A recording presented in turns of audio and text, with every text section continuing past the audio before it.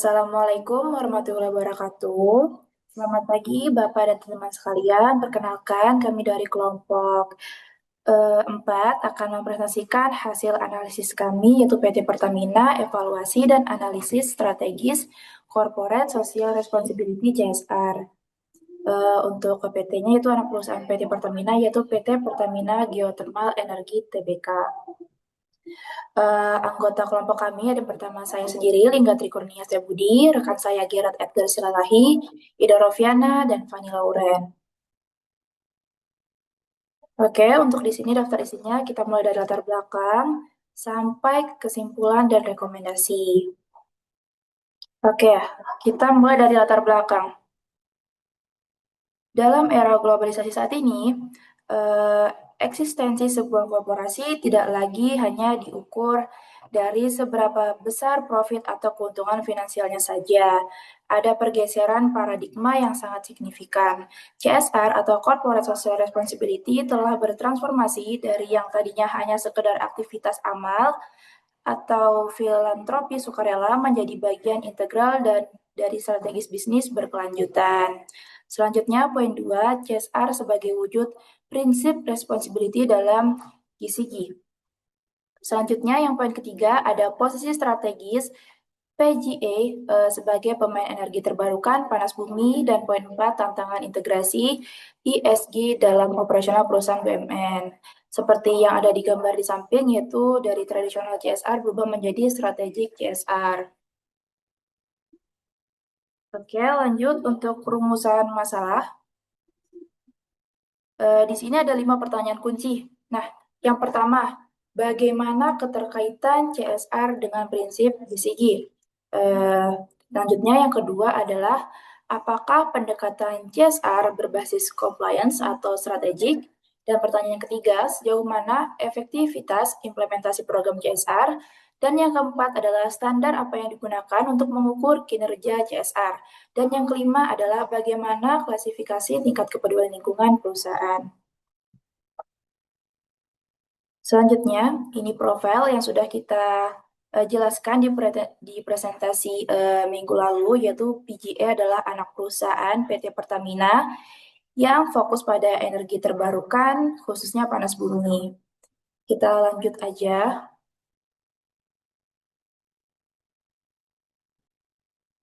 Di sini ada kerangka teori CSR. Baik, sebelum kita masuk ke analisis implementasi CSR, penting buat kita untuk memahami dulu apa sebenarnya CSR itu dan bagaimana perspektif modern tentang CSR. Secara definisi, corporate CSR adalah komitmen berkelanjutan dunia usaha untuk bertindak etis dan berkontribusi pada pengembangan ekonomi, sosial, dan lingkungan. Kalau dianalogikan secara sederhana, jika perusahaan adalah seorang warga negara, maka CSR adalah aksi nyata mereka untuk menjadi warga negara yang baik. Perusahaan menggunakan sumber daya dari bumi dan masyarakat, maka sudah sewajarnya mereka membayar kembali dalam bentuk kontribusi positif. Nah, yang menarik ada perspektif modern tentang CSR. Yang pertama dipandang sebagai cost, sebagai biaya tambahan yang mengurangi profit.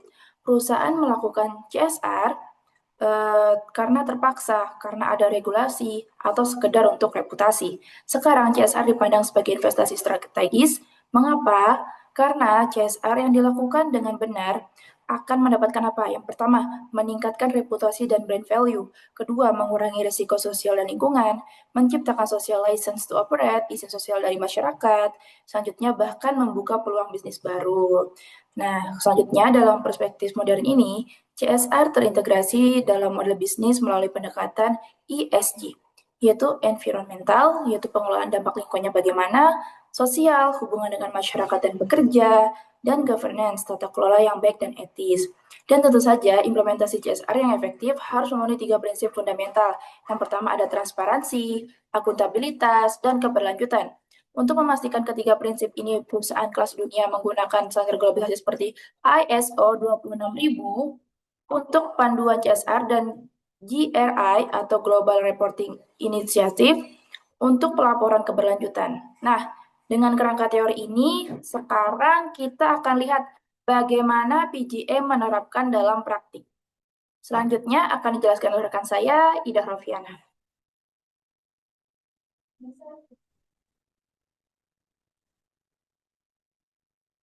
Nah, di slide ini itu ada pendekatan CSR perusahaan. Apa pendekatan CSR yang digunakan PGA itu?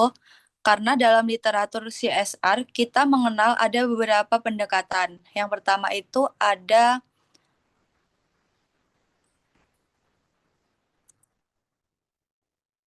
complete base, hanya memenuhi kewajiban legal.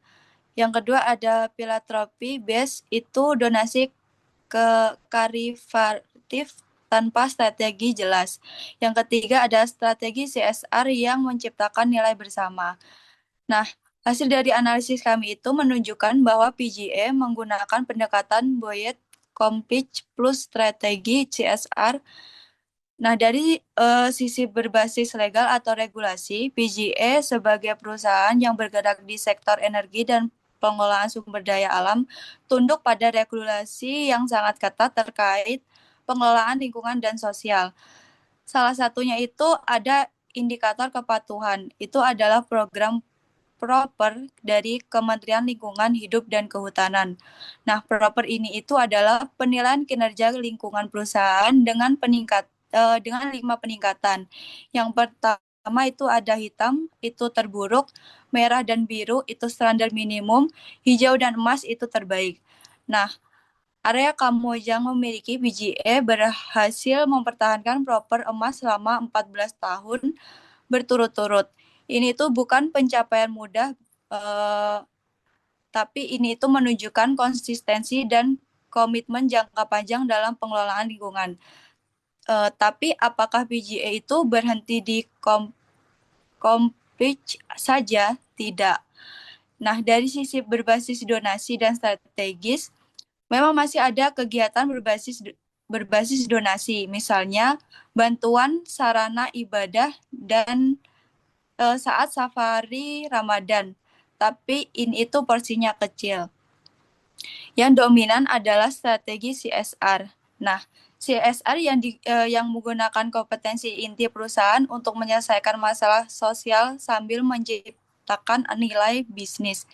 Contoh konkretnya itu ada program geothermal Derius. Ini itu adalah program untuk meningkatkan kualitas produksi kopi Arabica petani lokal dengan memanfaatkan energi panas bumi secara langsung untuk memproses pengeringan kopi. Nah, apa sih yang terjadi? Nah, yang terjadi itu petani mendapatkan teknologi pengeringan yang lebih baik, kualitas kopi meningkat, dan harga jual naik. Nah, yang kedua itu ada PGE mendapatkan dukungan sosial dari masyarakat. Social license to operate terjaga. Nah, yang ketiga ini ada share value creation. Nah, nilai ekonomi tercipta bersama antara perusahaan dan komunitas. Nah, eh, lalu ada evaluasi efektif. Pendekatan ini sangat efektif karena yang pertama ada berkelanjutan, itu tidak bergantung pada donasi rutin. Yang kedua ada scalable, itu bisa diterapkan di wilayah lain. Yang ketiga ada win-win solution, itu menguntungkan semua pihak. Jadi PGA tidak hanya patuh pada regulasi, tapi melampaui regulasi dengan menciptakan inovasi sosial yang berbasis pada keunggulan bisnis mereka. Nah, lalu ada implementasi program CSR. Eh, program-program CSR apa saja sih yang dilakukan PGA dan seberapa dampak besarnya? Dari sisi realisasi anggaran dan jangkauan, pada tahun 2024 itu PGA mengalokasikan dana tanggung jawab sosial dan lingkungan atau TJSL sebesar 17,7 miliar. Ini itu bukan angka yang kecil. Nah, dari yang lebih penting dari nominal adalah jumlah penerima manfaatnya. Itu ada 30,832 orang. Ini adalah dampak real, bukan sekedar angka di laporan. Tapi apakah angka besar otomatis berarti CSR yang baik? Tidak itu tuh tidak selalu. Yang lebih penting itu adalah kualitas program dan keberlanjutan dampaknya. Nah, dari sinilah PGA itu menunjukkan keunggulannya. Mereka itu punya 3 program unggulan yang menjadi best practice CSR di Indonesia. Nah, program yang pertama itu ada Lau Lau Geopark di Tomohon, Sulawesi Utara. Ini itu adalah program pemanfaatan langsung fluida panas bumi untuk kolam pemandian air panas yang menjadi destinasi wisata. Nah, dampaknya yang luar biasa itu ada yang pertama itu menciptakan lapangan kerja baru bagi masyarakat lokal. Nah, ini tuh dari tukang parkir, pedagang makanan, hingga pemandu wisata. Yang kedua itu ada meningkatkan pendapatan daerah dari sektor pariwisata. Yang ketiga, yang paling terpenting itu ini itu mandiri secara ekonomi, tidak butuh subsidi berkelanjutan dari PGA. Ini itu adalah contoh sempurna bagaimana CSR itu bisa menjadi katalis ekonomi lokal bukan sekedar charity. Nah, program yang kedua itu ada Katril di Sulawesi Utara. Nah, Katril ini adalah pupuk nanosilika yang dikembangkan dari produk samping operasi panas bumi, yaitu silika. Sebelumnya silika ini itu adalah limbah. Nah, sekarang limbah itu diubah menjadi pupuk yang bernilai tinggi untuk para petani. Manfaatnya itu petani mendapatkan pupuk berkualitas dengan harga terjangkau, hasil panen meningkat, terutama untuk tanaman hortikultura, dan yang terakhir itu ada PGM mengelola limbah secara produktif. Ini itu adalah kultur ekonomi dalam praktek. Dan yang paling menarik itu distribusi kartil dilakukan melalui koperasi masyarakat. Jadi nilai ekonominya itu tetap mengalir di komunitas lokal. Nah, program yang ketiga itu ada Mapalus Tumompaso. Ini itu adalah program pemberdayaan ekonomi masyarakat berbasis kreatif lokal Mapalus Gotong Royong. Program ini itu fokus pada pelatihan kewirausahaan, pemberdayaan UMKM lokal, dan pengembangan produk unggulan daerah. Nah, program ini itu meraih penghargaan Silver pada Indonesia Sustainable Reporting Awards atau ISRA 2024. Ini itu adalah kompetisi nasional untuk program keberlanjutan terbaik. Nah, dari sisi konsistensinya itu yang paling luar biasa itu adalah program-program ini tidak sporadis, implementasinya itu dilakukan secara konsisten di seluruh wilayah operasional. Dari Kamojang di Jawa Barat, Ulu Belu di Lampung, Laihadong di Sulawesi Utara, dan wilayah kerja lainnya. Nah, setiap wilayah kerja itu punya program yang disesuaikan dengan kebutuhan dan potensi lokal. Tapi dengan prinsip yang sama, pemberdayaan menuju kemandirian bukan ketergantungan. Nah, boleh slide sebelumnya nggak? Tadi.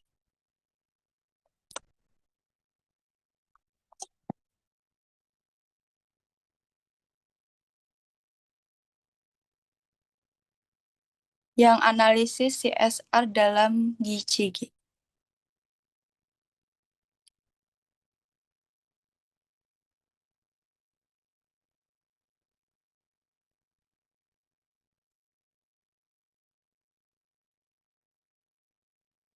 Oke.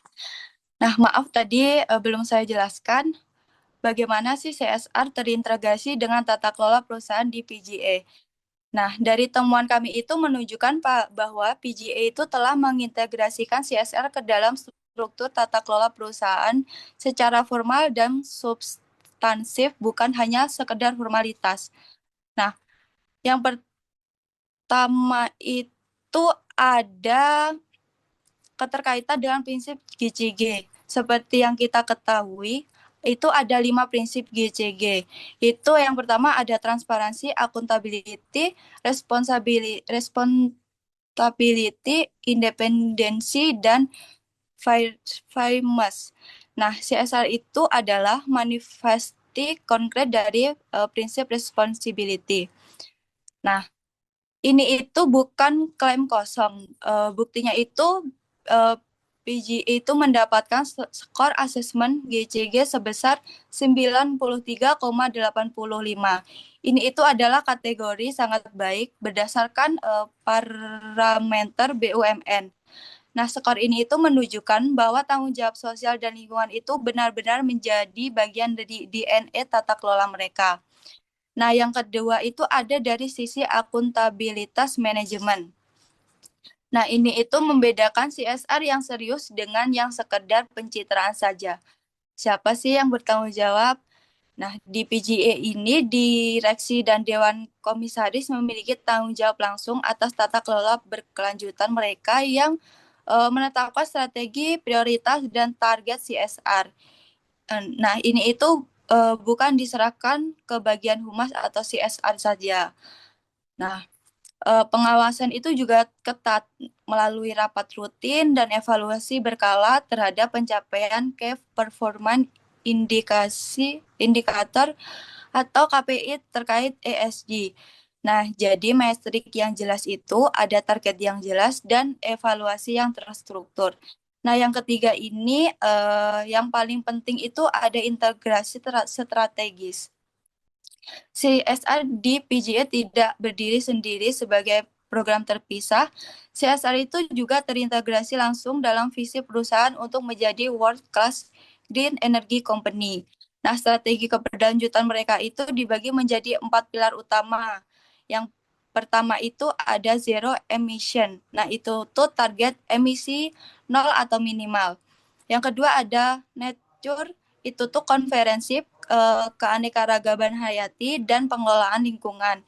Yang ketiga ada people dan sosioekonomik, itu pemberdayaan masyarakat dan pengembangan ekonomi lokal. Nah, yang keempat ada transformasi katalis, itu menjadi agen perubahan menuju ekonomi hijau. Nah, keempat pilar ini itu bukan hanya sekedar jargon saja, tapi nanti itu kita akan lihat bagaimana sih setiap pilar itu diwujudkan dalam program konkret dengan anggaran, target, dan indikator pencapaian yang tertukar. Selanjutnya akan dijelaskan teman saya. Oke, selanjutnya saya Gerard ya, saya akan membaca dalam pengukuran kinerja CSR. Jadi, baik sekarang kita masuk pertanyaan yang sangat krusial. Bagaimana PGA mengukur keberhasilan CSR mereka secara profesional?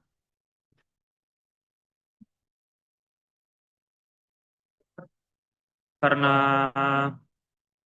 karena dalam manajemen modern ada prinsip what what gets measured get managed. Apa yang diukur itulah yang dikelola dengan baik. Dan hasil analisis kami menunjukkan bahwa PGA menerapkan pengukuran performa CSR yang sangat profesional dan sesuai dengan standar internasional.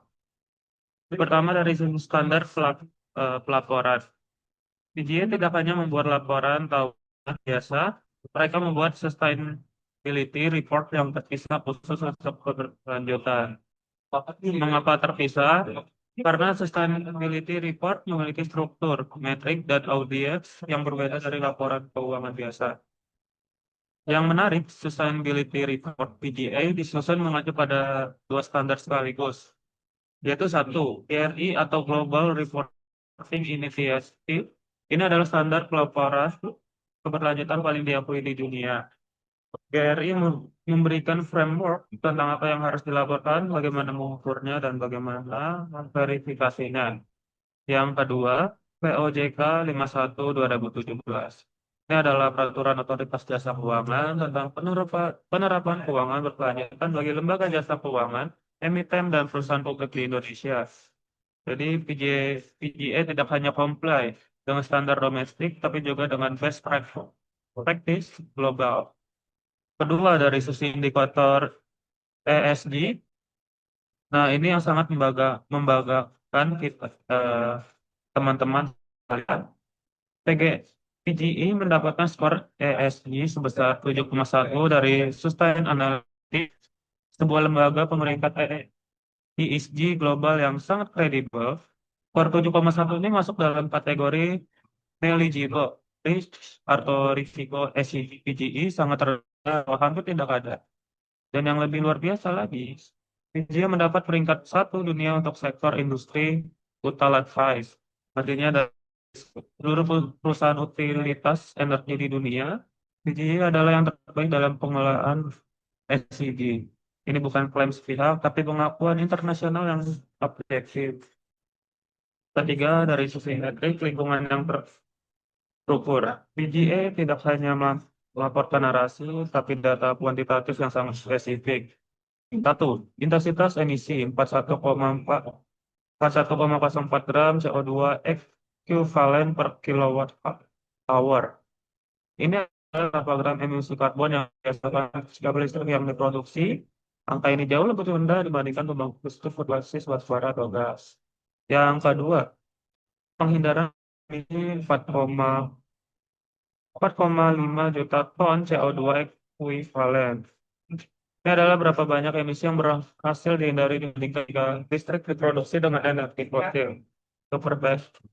Untuk perspektif ini setara dengan menghilangkan sekitar 880.000 mobil dari jalanan selama setahun. Ketiga, pengelolaan limbah B3, bahan berbahaya atau racun, 54,05%. Lebih dari setengah limbah B3 mereka dikelola dengan baik, di recycle, di treat, atau di disposisi sesuai regulasi. Metrik ini diaudit secara independen dan dilaporkan secara transparan. Jadi bukan sekedar klaim kami ramah lingkungan, tapi kami ramah lingkungan dan buktinya dalam angka yang bisa diverifikasi. Inilah yang membedakan CSR profesional dengan CSR pencitraan, transparansi, akuntabilitas, dan verifikasi independen. Oke, selanjutnya kategori kepedulian lingkungan. Nah, sekarang kita masuk ke klasifikasi seberapa tinggi kepedulian lingkungan PGI. Dalam literatur manajemen lingkungan ada beberapa kategori tingkat kepedulian perusahaan terhadap lingkungan. Sangat rendah, tidak peduli hanya mengejar profit, rendah hanya memenuhi regulasi minimum agar tidak kena sanksi. Sedang ada inisiatif lingkungan tapi sporadis, tinggi program lingkungan struktur dan kontribusikan sangat sangat tinggi. Lingkungan adalah bagian dari inti strategi bisnis. Berdasarkan analisis mendalami kami terhadap kebijakan dalam program PGE, kami mengklasifikasi kepedulian lingkungan PGE dalam kategori sangat tinggi, dan ini penilaian subjektif berdasarkan bukti objektif yang terukur. Bukti yang pertama, efisiensi energi dan emisi. Intensitas emisi PGE adalah 41,04 gram CO2 ekuivalen per kilowatt hour, bandingkan dengan ambang batas taksonomi Uni Eropa standar internasional yang sangat ketat. Batas gram CO2 ekuivalen per kilowatt hour dikategorikan sebagai energi hijau. PGE jauh di bawah ambang batas itu, bahkan kurang dari setengahnya. Ini menunjukkan hanya lebih standar dan melakukan standar internasional. Yang kedua, konservasi keanekaragaman hayati. PGE melakukan 19 area konservasi dan fauna yang tersebar berbagai wilayah dan per jam mereka. Ini bukan sekedar area, tidak tentu saja. Ini adalah area sekolah. Ada monitoring populasi sekolah, penanaman endemik, dan program teknik edukasi lingkungan bagi masyarakat sekitar. Yang ketiga, ekonomi karbon. Ini paling inovatif. PGI menjadi penyedia kredit karbon pertama di Bursa Karbon Indonesia atau IDX Karbon. Apa artinya? PGI tidak hanya mengurangi emisi sendiri, tapi juga mengkomersialkan pengurangan emisi tersebut dalam bentuk tahun yang bisa diperdagangkan. Pada tahun 2004, mereka berhasil menjual 863.295 ton CO2 ekuivalen. Ini menunjukkan ekonomi untuk terus mengurangi emisi lingkungan dan bisnis sejalan. Yang bukti keempat, sertifikasi internasional. Dia melakukan sertifikasi ISO 14001-2025 untuk sistem manajemen lingkungan di seluruh area kerja, bukan hanya satu atau dua area, tapi semua. ISO 1401 ada standar internasional untuk manajemen lingkungan yang melakukan identifikasi aspek lingkungan, regulasi dan continuous improvement. Jadi, bulan lingkungan PGA bukan sekedar kebijakan di atas kertas, tapi sistem terstandarisasi, tersertifikasi, dan teraudit secara internasional. Oke, selanjutnya. Next, evaluasi kritis dan kelebihannya. Oke, sekarang kita masuk ke bagian yang penting, evaluasi kritis, karena tugas kita bukan hanya mendeskripsikan apa yang dilakukan PGI, tapi mengevaluasi secara objektif, apa kelebihannya, apa kekurangannya. Jadi, mari kita mulai dengan kelebihannya CSR PGI. Kelebihan pertama, integrasi strategis yang kuat. CSR terintegrasi dan visi dan operasional inti. Yang kedua, transparansi, akuntabilitas tinggi, pelaporan sesuai standar internasional GRI, ESG di kelas dunia. Yang ketiga, dampak terukur berkelanjutan. 30.832 penerima manfaat langsung program menciptakan kemandirian ekonomi. Inovasi berbasis kompetensi inti. Pemanfaatan teknologi panas bumi untuk solusi sosial yang tanpa kepentingan lingkungan global. Oke, selanjutnya next, evaluasi kritis kekurangan tantangan. Namun sebagai analisis yang objektif, kita harus melihat kekurangan dan area yang masih bisa diperbaiki.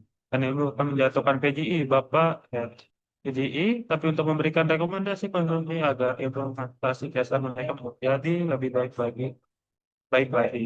Oke, kekurangan yang pertama, area yang harus diperbaiki. Digitalisasi monitoring dasar terbatas. Belum. Meskipun VGA punya metrik yang jelas dan pelaporan yang transparan, monitoring real-time dampak dasar masih belum optimal. Yang kedua, skalabilitas program masih lokal. Program-program unggulan seperti Katrili, Pupuk Nanosilika sebenarnya punya potensi pasar yang sangat besar, tidak hanya di petani Sulawesi Utara, tapi juga seluruh Indonesia. Tapi saat ini distribusinya masih terbatas pada area sekitar wilayah kerja. Giliran produk dari produksi hingga distribusi nasional belum optimal, padahal bisa menjadi sosial enterprise scale, label, dan label. Makin tadi karena semakin banyak petani yang terbantu, semakin besar dampak sosial dan ekonomi. Yang kekurangan ketiga, edukasi publik yang belum masif. PJ sudah melakukan banyak program luar biasa di bidang energi panas, tapi awareness publik terutama generasi muda tentang manfaat panas bumi masih relatif rendah. Oke, selanjutnya, pengurangan ketergantungan geografis program CSR. Program CSR PGI sangat bagus, masih sangat terikat pada lokasi wilayah kerja panas bumi. Artinya masyarakat di sekitar 15 wilayah kerja merasakan manfaat langsung. Bagaimana dengan masyarakat di daerah lain yang tidak ada wilayah kerja PGI? Apakah mereka bisa merasakan manfaat dari perusahaan BUMN ini? Seharusnya program CSR ini yang lebih luas mungkin dalam bentuk scholarship nasional, program riset energi terbarukan di universitas atau bahkan investasi sosial di sektor pendidikan energi.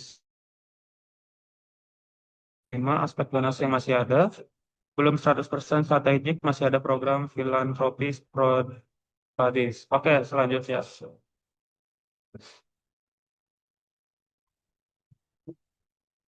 Oke, selanjutnya akan dibacakan oleh Fani Lauren. Baik, sekarang kita akan merangkum seluruh analisis kita dalam sebuah kesimpulan yang komprehensif. Next. Berdasarkan analisis mendalam yang telah kami lakukan terhadap implementasi CCR PT Pertamina Goternal Energi TBK, kami menarik 4 kesimpulan utama. Nah, di sini ada kesimpulan pertama. Kesimpulan pertama yaitu PGE telah menjalankan CCR dengan sangat baik dan terintegrasi dengan prinsip good corporate governance. Ini dibuktikan dengan skor asesmen GCG sebesar 93,83 yang masuk kategori sangat baik berdasarkan parameter BUMN. CCR di PGI bukan program terpisah, tapi bagian integral dari tata kelola perusahaan dengan akuntabilitas langsung dari direksi dan dewan komisaris. Mentrik pengukurannya transparan, terukur, dan diakui secara internasional menggunakan standar GRI dan POJK 51/2017 dengan audit independen. Nah, oke, kesimpulan kedua yaitu pendekatan CCR PGI adalah biode complements plus CCR, bukan sekedar memenuhi kewajiban regulasi. PGE memang patuh regulasi terbukti dengan proper emas 14 tahun berturut-turut di area Kamojang. Tapi mereka tidak berhenti di situ, mereka melampaui komplain dengan mengembangkan program-program inovatif yang menciptakan shared value nilai ekonomi bersama antara perusahaan dan masyarakat. Contohnya, Geothermal Dry House, Kartrilli, Lau Go Park, semua perusahaan ini menggunakan kompetensi inti PGE, yaitu teknologi panas bumi, untuk menyelesaikan masalah sosial ekonomi masyarakat. Ini bukan kariti, tapi strategi investment yang win-win. Kesimpulan ketiga, dampak CCR PGI nyata, terukur, dan berkelanjutan. Dengan dana TJSL 17,7 miliar, PGE berhasil memberdayakan 832 orang di berbagai wilayah kerja. Yang terpenting, program-program mereka fokus pada pemberdayaan menuju kemandirian, bukan menciptakan ketergantungan. Dan dari sisi lingkungan, PGE menunjukkan kepemimpinan global. Yang pertama, skor ESG 7,1, Nelly Giris peringkat 1 di dunia sektor utilities. Yang kedua, intensi emisi 41,04 gram CO2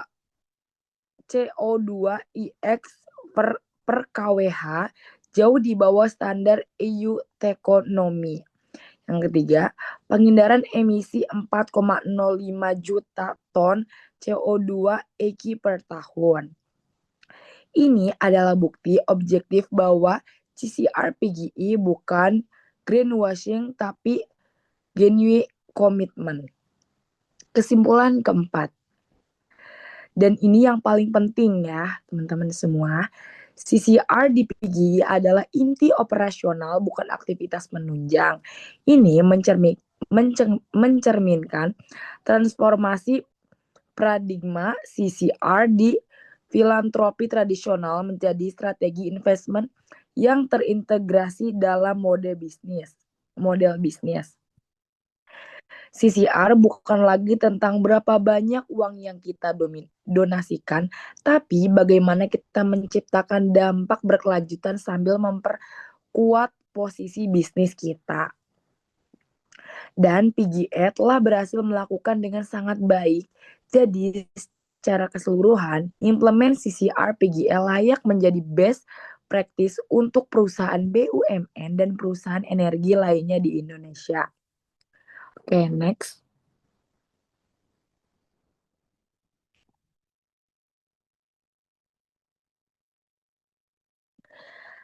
Meskipun PGS sudah melakukan CCR dengan sangat baik, kami ingin memberikan 4 rekomendasi strategis untuk membuat implementasi CCR mereka menjadi lebih baik lagi di masa depan.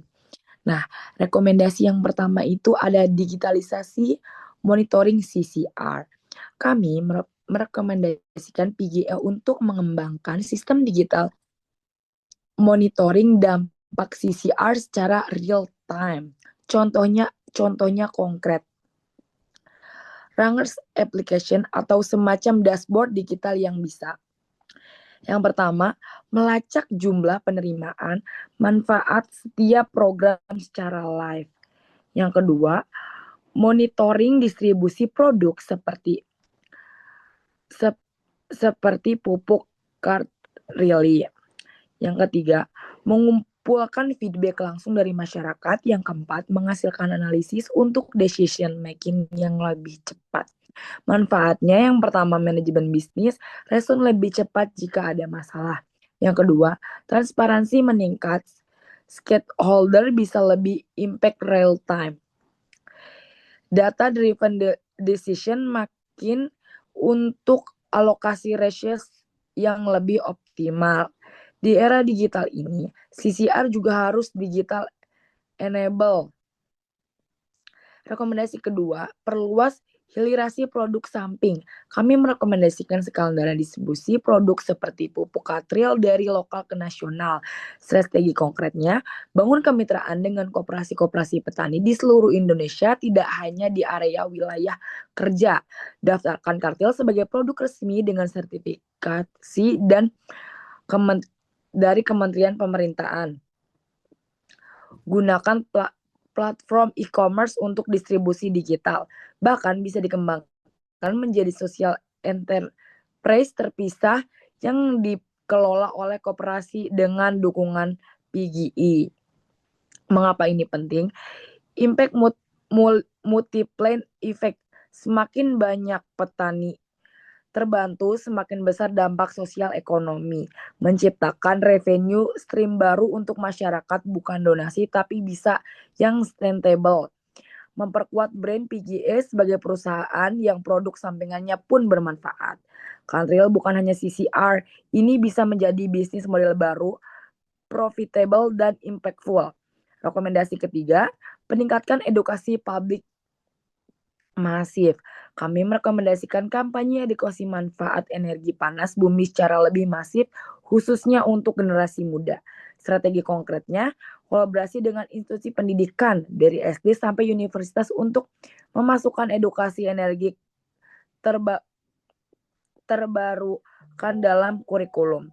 Gotran Education Center di setiap wilayah kerja yang dikunjungi sekolah-sekolah. Sosial media campaign yang engaging bukan konten edukatif, tapi pun gunakan influencer yang peduli lingkungan.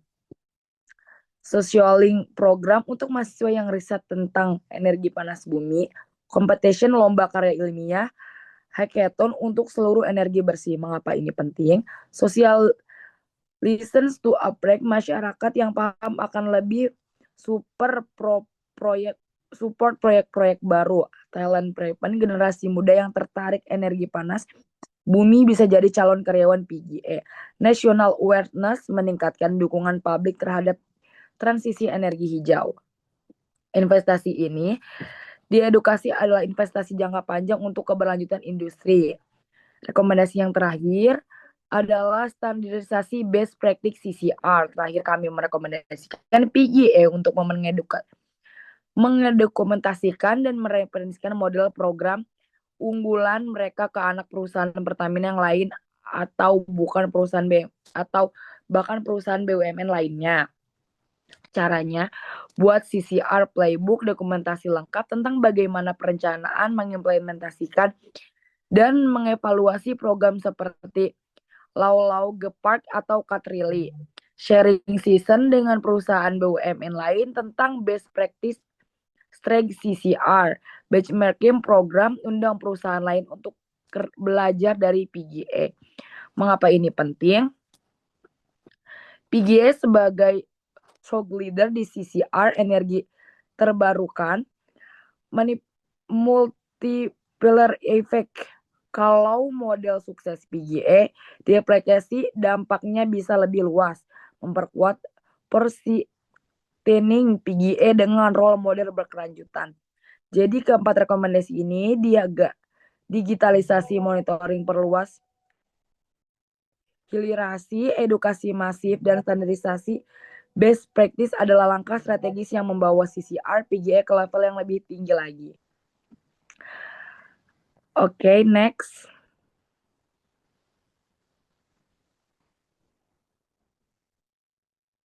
Next. Oke. Baik Bapak dan teman-teman sekalian, demikian presentasi yang kami tentang analisis dan evaluasi tata kelola CCR PT Pertamina Gotenan Energi Tbk. Dari analisis kami dapat simpulkan bahwa PGE telah menjadi contoh excellence dalam implementasi strategi CCR tidak hanya di Indonesia tapi bahkan di level global. Mereka membuktikan bahwa CCR yang dilakukan dengan benar, dengan integrasi strategi yang kuat, transparansi tinggi, dan fokus pada pemberdayaan akan menciptakan win-win solution untuk semua pihak perusahaan, masyarakat, dan lingkungan. Dan kami berharap rekomendasi kami dapat menjadi masukan konstruktif untuk membawa CCR PGE ke level yang lebih tinggi lagi. Seperti kata Josh Zaitz, sustainability is no longer about doing less harm, it's about doing more good. Dan PGE telah menunjukkan bahwa mereka tidak hanya mengurangi dampak negatif, tapi aktif menciptakan dampak positif. Kami mengucapkan terima kasih kepada Bapak Dr. Muhammad Subhan Insyahudi selaku dosen pengampu mata kuliah tata kelola perusahaan, dan terima kasih kepada Bapak serta teman-teman sekalian atas perhatiannya. Terima kasih.